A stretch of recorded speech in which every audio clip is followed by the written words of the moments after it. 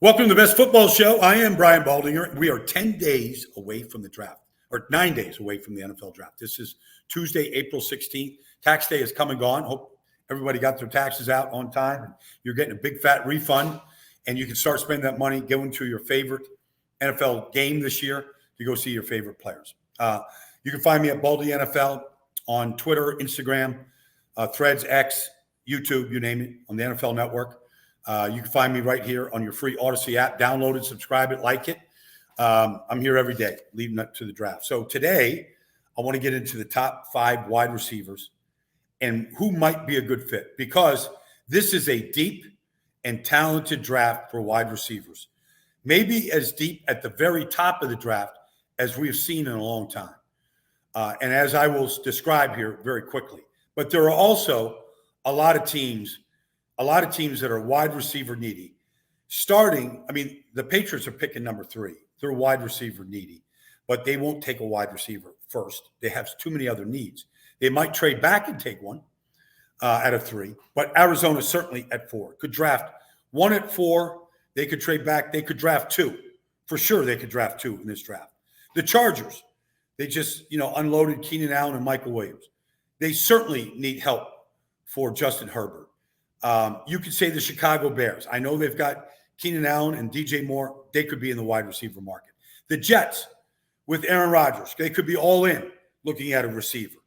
The Denver Broncos definitely need a wide receiver. They need a lot of help. You could say that the Jacksonville Jaguars definitely are in the wide receiver market. The Pittsburgh Steelers trade away Deontay Johnson.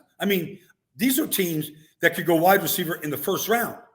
And we haven't even gotten to, Buffalo at 28. San Francisco, if they can't get Brandon Ayuk figured out.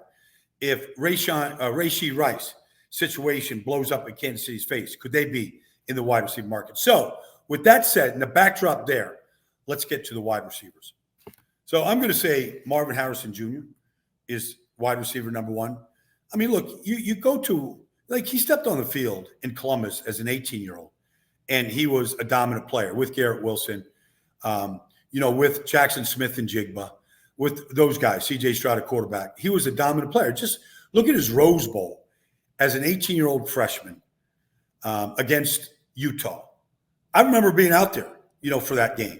And he was probably the best player on the field that day.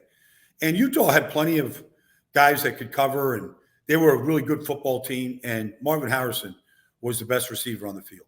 And then you look at his last 2 years and you go, okay, what isn't there like? Now, we know his size. We know that he's 6'3", he's 210. We know that he's the son of Marvin Harrison, Hall of Fame player. And all that stuff is good. But we don't really know how fast Marvin Harrison is.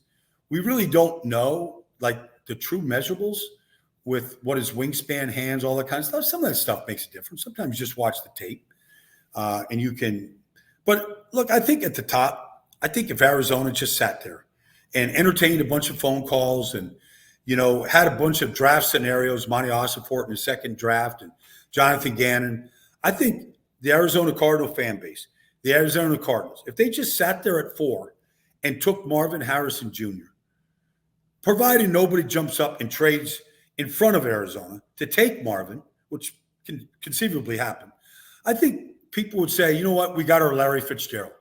We're good in the desert here for a long time. You get to the red zone, and Kyler has got to make a play on 3rd and 7 at the 7. Ball's probably going to Marvin Harrison. It's fade, jump ball. Sometimes that's your best red zone option.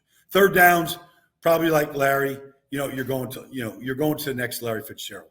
Maybe, similar size, probably faster than Larry, regardless.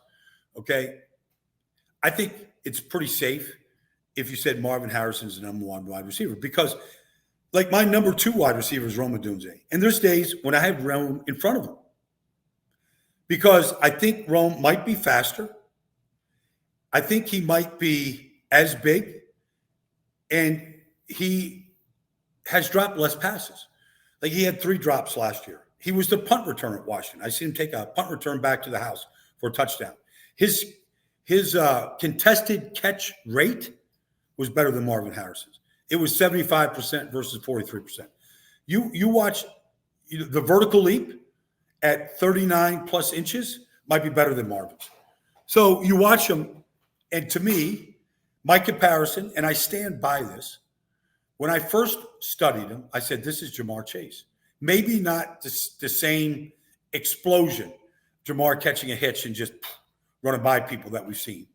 Maybe not as physical as Jamar, but that was my initial comp. Now I've kind of expanded that to saying he's a bigger, stronger, faster Garrett Wilson. I believe that. You watch him, his hang time in the air, contested catches, ability to adjust to the ball in the air, second to none. And then I start thinking, when I watch his late hands for a deep ball, when I watch how smooth he is, catches everything away from his body, I'm thinking, is this a bigger, stronger, faster Davante Adams? Probably doesn't have the number of releases that Davante has developed over his years in this business. I mean, Davante's going into his 11th year. Probably doesn't have the number of releases that probably doesn't. I'm not going to put him in Davante's category. Davante's done it for a decade. But he does remind me a great deal of those players. I love Rome Odunze. So, like, could the Chargers take Rome Odunze? Yeah. Could the Chicago Bears take him? Could the Jets take him? Yes, yes, yes. They all could be in love with him. But then that leads you to me to the number 3 receiver, and that's Malik Neighbors. And Malik Neighbors lined up inside. He lined up outside. His yards after the catch are ridiculous. He's the all-time leading receiver because of that at LSU. In basically a wide receiver he's the all-time leading receiver. It helped that Jaden Daniels came on board and elevated his game. But there's just so many games where you see him running away from a defense on a quick slant, and then he just outruns the defense.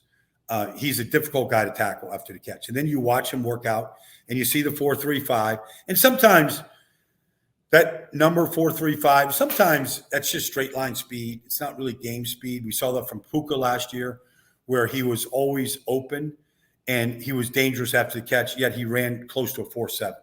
So I don't want to get carried away with 40 times or 10-yard splits or any of that stuff. I think Malik Neighbors is fast enough. He runs good routes.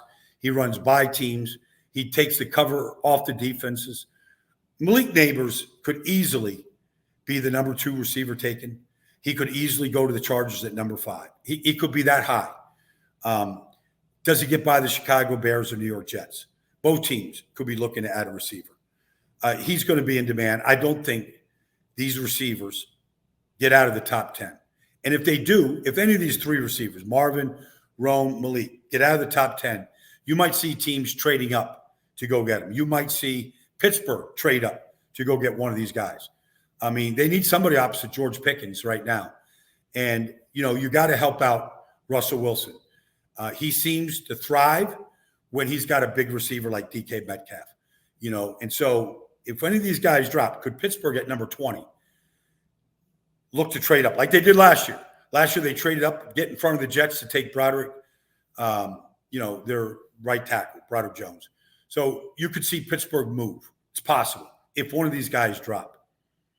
My 4th receiver is Brian Thomas at LSU.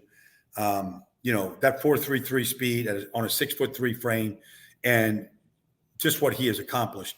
Like I don't think Brian Thomas Jr. could get past Pittsburgh if they stay there at 20. Like, I think center, offensive tackle, wide receiver in any order for Pittsburgh, Omar Khan, Andy Weidel, second draft. Like, okay, let's put this offense in the 21st century. Let's start competing with Baltimore, Cincinnati, Cleveland. Let's start building around Russell or Justin. Let's keep upgrading the offensive line. That's why center's certainly in play. We'll talk about that when we get to offensive line. But some of these receivers could be really enticing to them. Jacksonville could easily be in play right now at wide receiver to help out Trevor Lawrence. And then my 5th wide receiver, and this is a curveball for a lot because there's so many other, Keon Coleman and Xavier Worthy, and there's so many receivers, Ladd McConkey, you go on and on and on. But I'm going to say my 5th receiver is Florida's Ricky Pearsall. I talked to him a couple weeks ago, and I didn't want to compare him to Puka because Puka just had a rookie season unlike almost anybody else's. But when I talked to Ricky, I was like, you're always open. How do you always get open? You watch one of these deep over routes. I don't care who it's against. Alabama, Georgia, you pick a team. Like, he's open. And then he's so damn tough. Like, he's got that 42-inch vertical on a 6'1" frame. And then you watch him over the middle. He reminds you of Julian Edelman over the middle. Tough as can be. Like, contested catches, blast in the middle of the field, fearless going up for footballs. The way you have to be. And I think he can play inside. He can play outside. Like, I just think you're going to get a tough-minded, productive, good route runner, incredible hands. Like, I think Ricky Pearsall is everything anybody's looking for. It won't surprise me. Like, if Kansas City stays there at 32 and something happens with Rashee Rice because of his off-the-field issues right now, and I don't know what's going to happen. I don't pretend to know. I don't have any inside scoop on what's going to happen. But they might lose Rashee for a period of time. And he was a really good player for him, especially the second half of the season. I could see with Mahomes, I could see somebody like Pearsall in that situation. I could see San Francisco. If they can't get a deal done, and I feel like they're going to get a deal done, with the receiver right now. But I feel like, with Ayuk, I could see San Francisco going wide receiver. So there's a lot of fits here. Ricky Pearsall is my first in order. It's Marvin Harrison Jr., Rome Odunze, Malik Neighbors, Brian Thomas Jr., and Ricky Pearsall over my top 5 receivers. Coming up later this week, we're going to get to the offensive tackle class, maybe the deepest, most talented we have seen in a long time. We could see as many as 8 offensive tackles taken in the first round. It's also deep at center and in the interior of the offensive line. We might see 10 offensive linemen taken on the first night, Thursday, April 25th. We're going to talk about that leading up to it on the next Best Football Show. Thanks for joining me. Look forward to talking to you later this week.